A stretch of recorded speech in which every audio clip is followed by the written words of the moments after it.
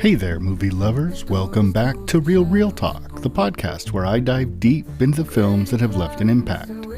Whether through groundbreaking storytelling, technical innovation, or just pure unfiltered entertainment, I'm your host Josh, and today we're going to travel all the way back to 1952 to talk about one of the greatest musicals ever made, Singin' in the Rain. Now, I know that the phrase gets thrown around a lot, one of the greatest. But in this case, it's not just hyperbole. This movie is the ultimate in charm, comedy, and some of the most impressive dance sequences ever put on film. This is the kind of movie that feels like it was made by people who just loved making movies. And the joy is infectious. Every time I watch it, I feel this way. It puts a smile on my face.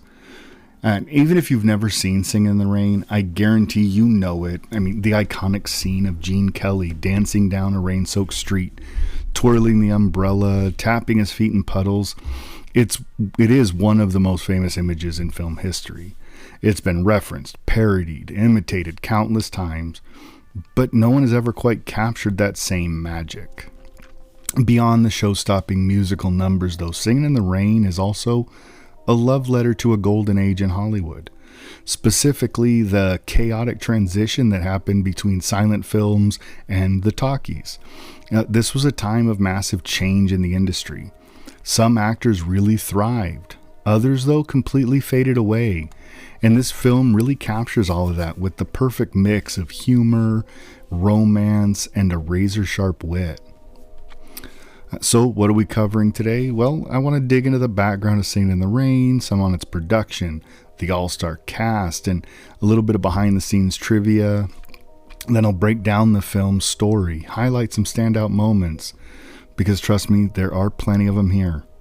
And finally, as we do, I'll share my thoughts on why this movie has stood the test of time and what makes it so endlessly rewatchable.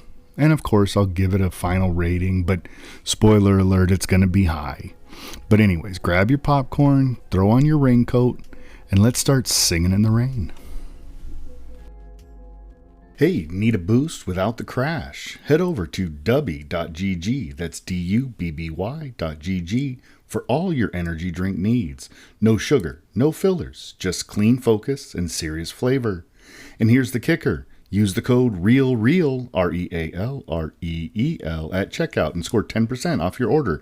That's REALREAL, one word, for 10% off at dubby.gg. Fuel up, stay sharp, keep it real.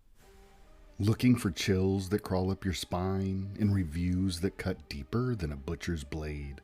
Welcome to Real Talk Horror Edition, where classic slashers, indie creepers, and cult nightmares are dissected with a bloody passion.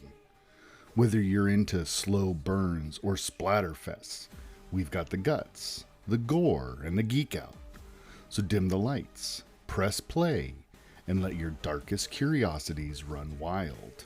Real Talk Horror Edition, where horror lives and breathes. Real horror, real talk. Available anywhere you get your podcasts. Now, before we dive in, let's take a step back and talk about why this film has stood the test of time.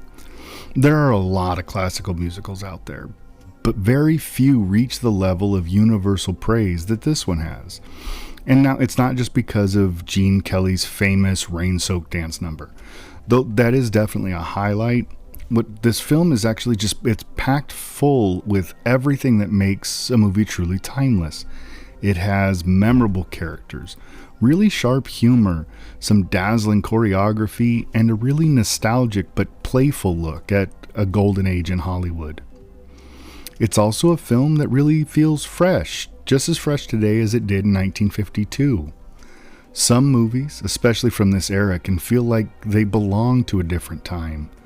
But Singin' in the Rain still connects with audiences. It might be because of the sheer joy that is radiating from the screen, or maybe the underdog story at its heart, or maybe it's just the simple fact that watching Donald O'Connor flip off the walls and make them laugh is just endlessly entertaining. But whatever the reason, this movie remains one of the most celebrated and rewatchable musicals ever made. So now let me set the scene. Singin' in the Rain was released in 1952, directed or co-directed by the legendary Gene Kelly and Stanley Donen. It stars Gene Kelly as Don Lockwood. He's this charming silent film star. Debbie Reynolds is Kathy Selden, this bright-eyed and aspiring actress. And there's Donald O'Connor as Cosmo Brown, who's Don's kind of wisecracking best friend. And then there's Jean Hagen as Lena Lamont, the hilariously out-of-touch silent film diva. The story takes place during the late 1920s, a time when the movie industry was undergoing one of the biggest shifts it ever did, and that was that transition from silent to sound. If you've ever seen The Artist or even more recently Babylon, you know the chaoticness that was this era. But studios were scrambling to figure out how to make movies with synchronized dialogue. Actors who had built their entire careers in the silent era were suddenly struggling with this new format, and audiences were hearing their favorite stars speaking for the first time, sometimes with some really hilarious and disastrous results. Now, something that was surprising, when Singin' in the Rain first released, it wasn't much of a hit. It did okay, but it wasn't considered the groundbreaking success we look back on it as. It was just another solid musical in an era full of them. But over time, it has grown into one of the most beloved films of all time. Many critics have reevaluated it, film historians have championed it, and audiences have fallen in love with it again and again. Today, it's consistently ranked as one of the greatest films, not just musicals, ever made. But why did I pick Singin' in the Rain for Real Talk? Well, there's a few reasons. First, this movie really is just pure magic. If you are a fan of classic Hollywood, this is essential viewing. It's not just about the songs and dances, though they are incredible. This is a love letter to the film industry itself. It captures the excitement, the chaos, and the humor of that pivotal time in Hollywood when everything was changing. Secondly, Singin' in the Rain is just the kind of movie that makes you feel good. Some films challenge you, some shock you, and some transport you to dark places. But here, this one, it's just joy in its purest form. Even if you're not a big musical fan, it's hard not to smile while watching it. The energy is infectious. It's packed with some iconic dance sequences. And it's really just one of those films that you can watch over and over and still find new things to appreciate. Whether it's Jean Hagen's comedic genius in her performance of Lena Lamont, if it maybe the musical mastery of Gene Kelly or his dancing, that pure elegance, maybe the physical comedy of Donald O'Connor, and Debbie Reynolds is just amazing. There's always something here that you can just marvel at, something that catches your eye. So whether you're watching it for the first time or the 50th time, Singin' in the Rain is a film that's worth celebrating. In the next segment, though, we'll dive deeper into the story, the performances, and of course those unforgettable musical numbers, so stay tuned.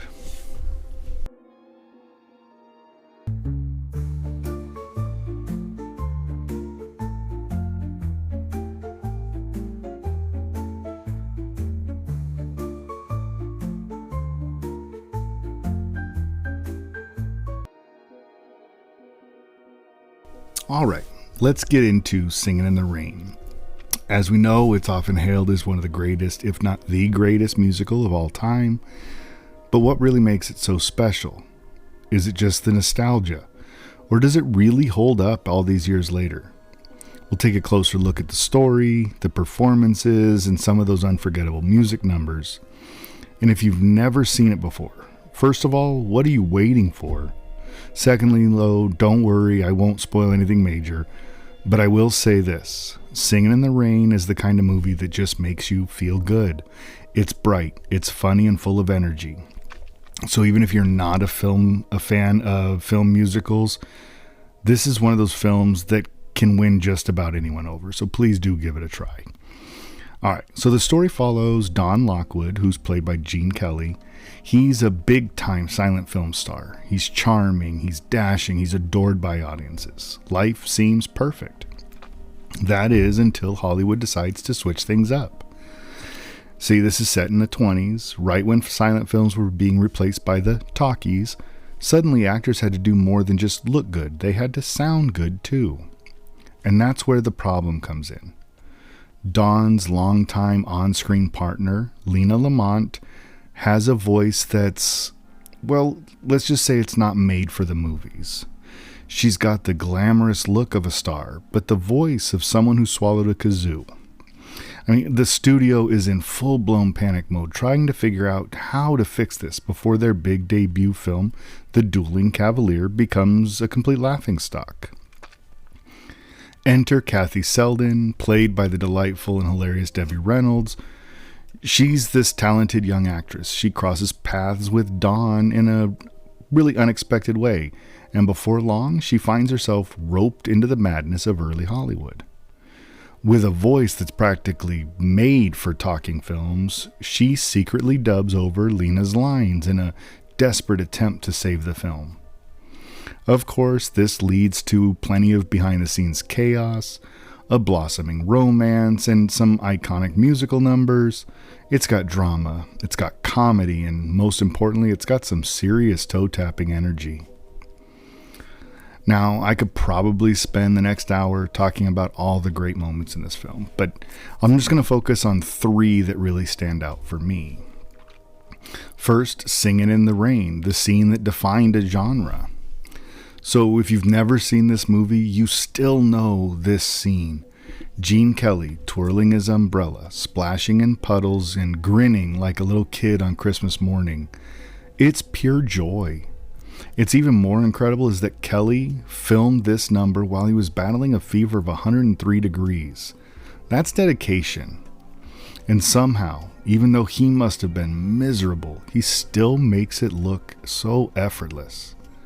The way he moves, the way he interacts with the rain, it's like he's dancing with the weather itself.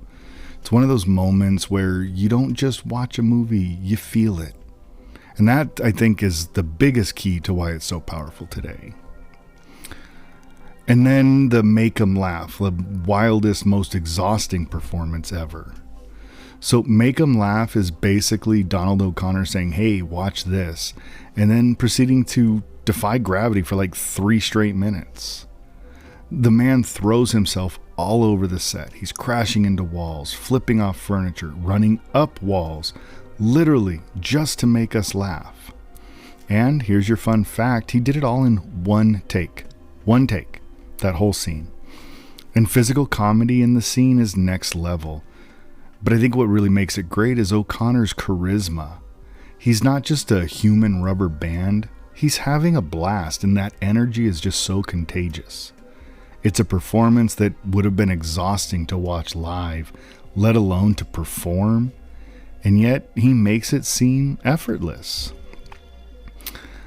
And last, we've got the Broadway melody ballad. It's like a dream within a dream. It's easily the most stylized part of the film. It's almost like a mini movie within the movie, shifting the tone from lighthearted musical comedy to something that's more surreal and artistic. Here, Gene Kelly teams up with Sid Charisse for this extended, dreamlike dance sequence it's really mesmerizing. I mean, the choreography, the colors, just the sheer grandeur of it all. It's a love letter to the magic of filmmaking itself. And let's be honest, Sid Charisse's presence alone elevates this to a whole new level.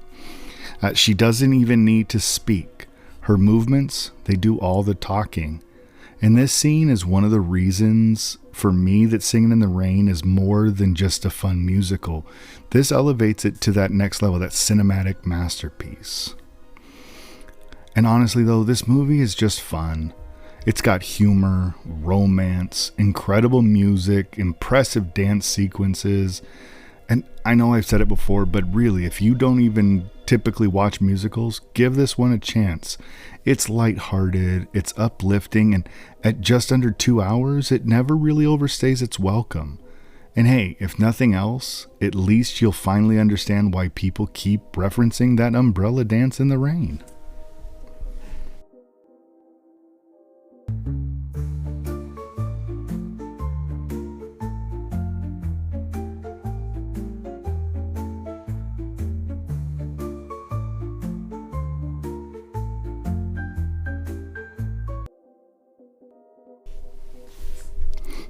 So, there are some movies that are just kind of like the cinematic version of comfort food.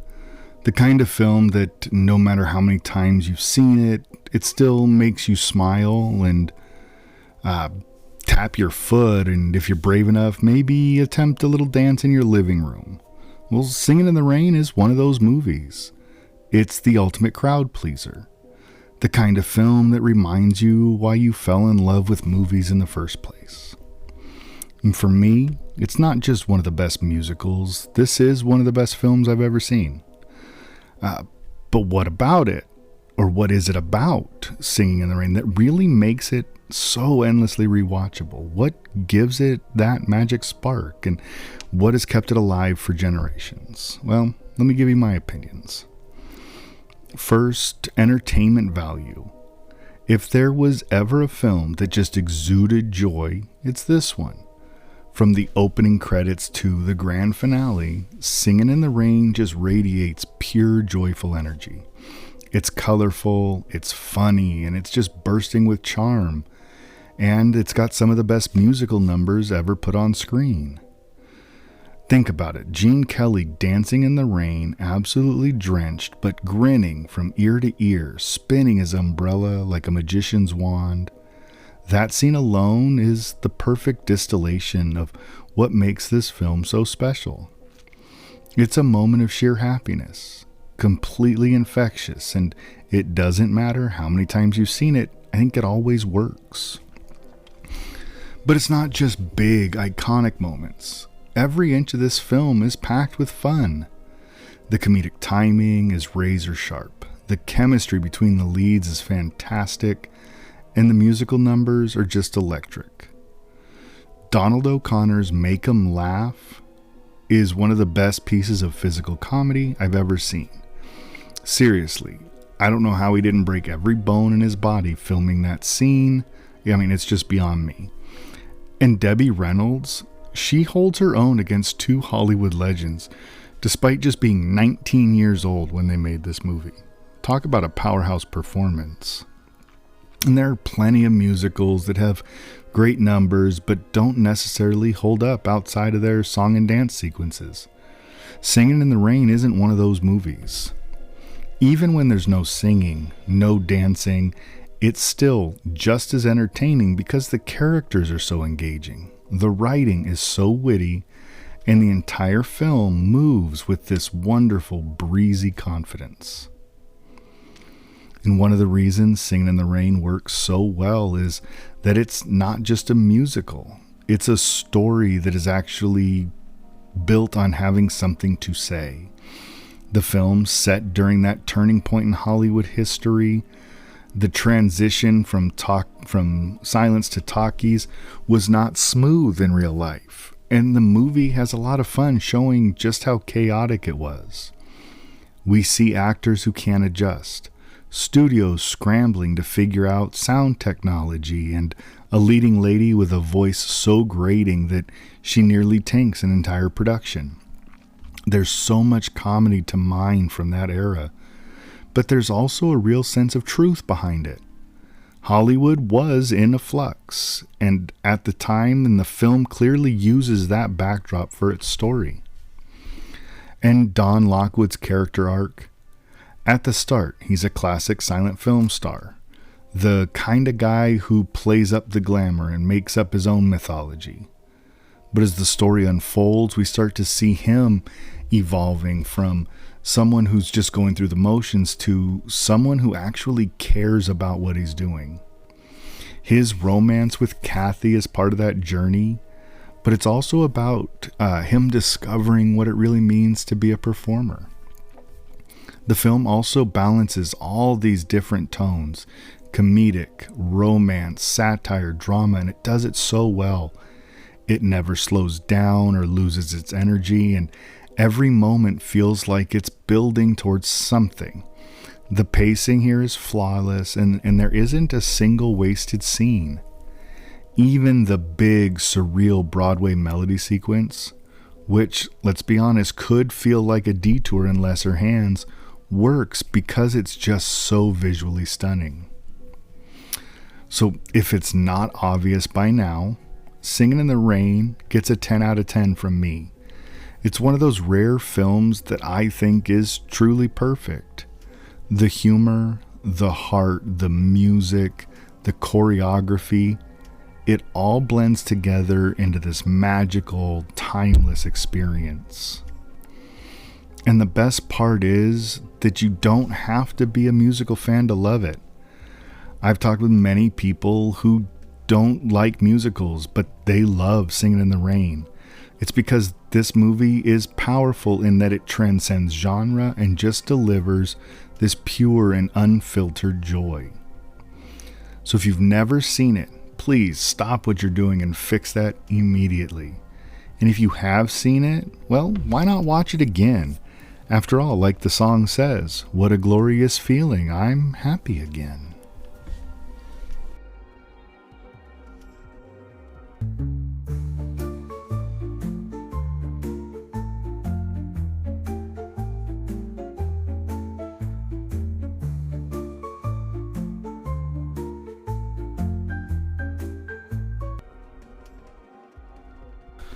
And that's going to be a wrap on Singin' in the Rain.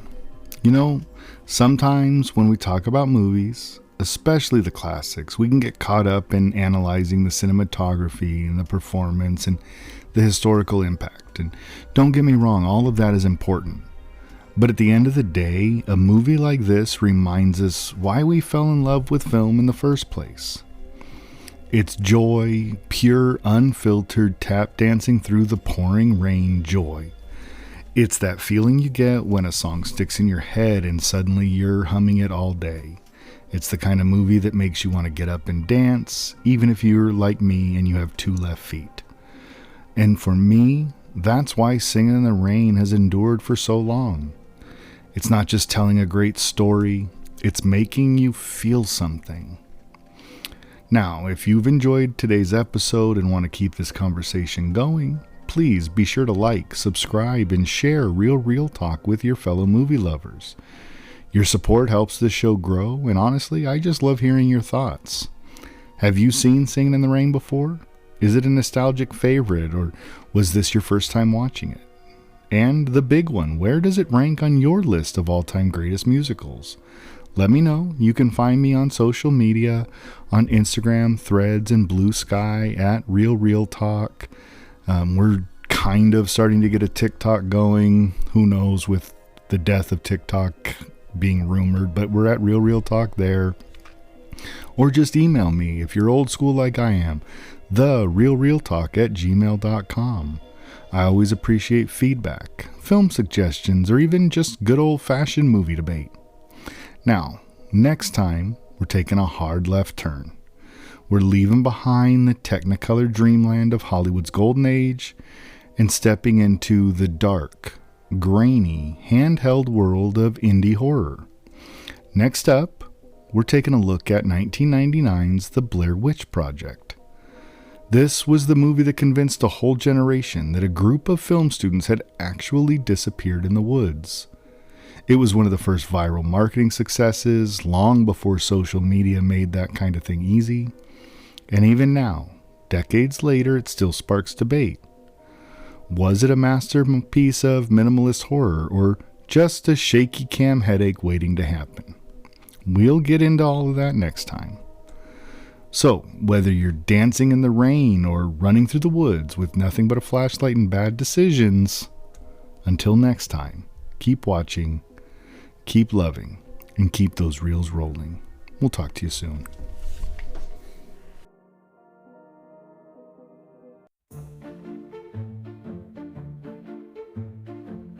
Underneath the sun's green, green, green, talking reels and all their schemes, dusty scenes and dreams unfold, stories floods and whispers hide. Dim the streets